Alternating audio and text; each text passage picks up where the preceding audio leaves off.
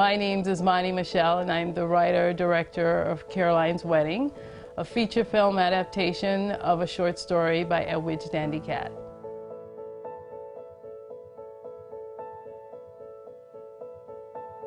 When I read this story, I was in Dr. Boyce Davies' class, and I couldn't believe that someone had written this story that so reflected my own sort of Haitian American experience.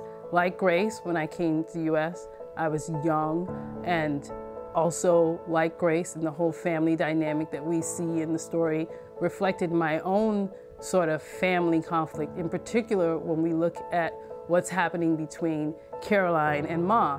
This sort of tension between a very traditional Haitian woman and her daughter, who's Americanized and they have sort of this battle between them. You had this generation that was basically living for the next one.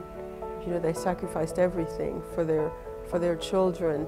And also I think that's in the story, that's the burden that these girls carry. And I felt like I could really adapt this story, that this story really meant so much to me because I wanted to see stories like this on the screen. I feared that the story was so internal, the story of, you know, that it might be hard to put on screen.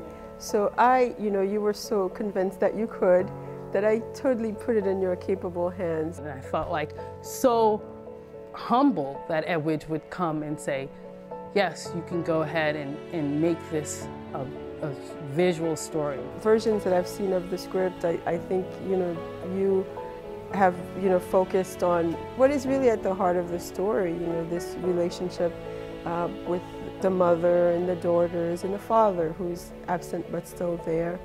And just that core of like coming of age, of just coming into your own and this whole story that every immigrant goes through.